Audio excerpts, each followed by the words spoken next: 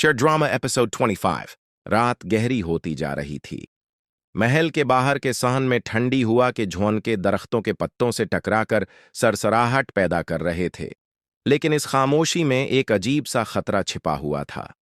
शेर जमान की नजरें अब भी खिड़की से बाहर जमी हुई थीं। वो किसी शिकारी की तरह अपने शिकार के इंतजार में था।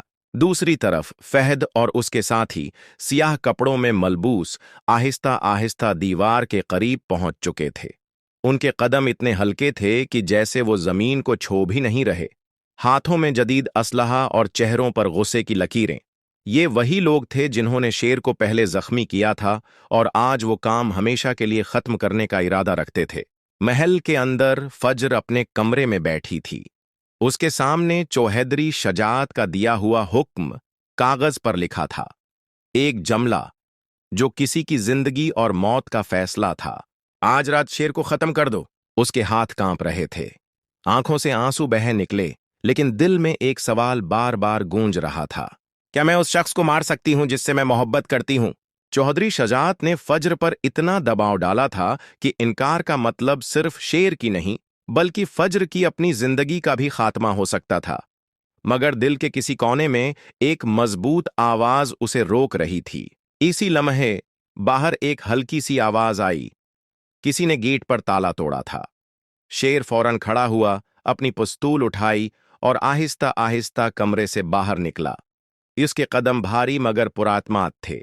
इंधीरी राहदारी में चलते हुए उसने महसूस किया कि महल की फजा बदली हुई है, जैसे दीवारें भी खतरे की गवाही दे रही हूं। अचानक पीछे से एक साया हरकत करता दिखाई दिया। शेर ने पलट कर देखा।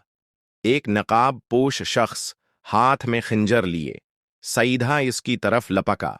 शेर ने फिरती से कदम पीछे खींचा और हमला आवर का हाथ पकड़कर जोर से मोड़ दिया। खंजर जमीन पर गिर गया और एक लम्हे बाद हमला आवर बेहोश होकर फर्श पर गिर चुका था। लेकिन ये तो सिर्फ आगाज था। सहनों में अब गोलियों की आवाज गूंज उठी। फहद और उसके साथी अंदर घिस चुके थे।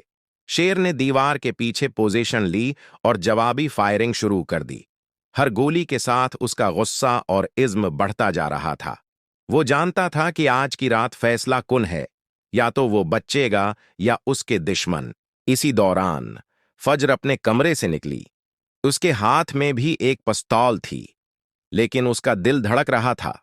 वो शेर के करीब पहुंची और लम्हा भर को दोनों की नजरें मिलें। शेर की आंखों में सवाल था, लेकिन वक्त कम था। फजर, तुम यहां क्यों आई हो? शेर ने गोलियों के शूर में जोर से कहा। तुम्हें बचाने, फजर ने जवाब दिया, और ये अल्फाज शेर के दिल को चीर गए। अब दोनों एक साथ लड़ने लगे। फहद अपने साथियों के साथ आहिस्ता आहिस्ता पीछे हटने लगा, क्योंकि उन्हें अंदाजा हो चुका था कि यह शिकार इतना आसान नहीं।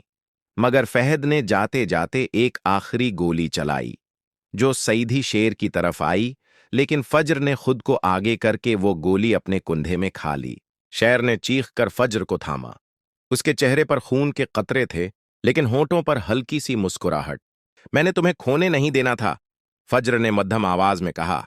शेर ने फहद की तरफ देखा। इसकी आंखों में ऐसी आग थी जो सब कुछ जला देने के लिए काफी थी। लेकिन फहद अंधेरे में गायब हो चुका था। रात का यह मार्का खत्म तो हो गया, मगर उसने एक नए तूफान की बुनियाद रख दी थी। शेर जानता था कि अगला कदम और भी खतरनाक होगा।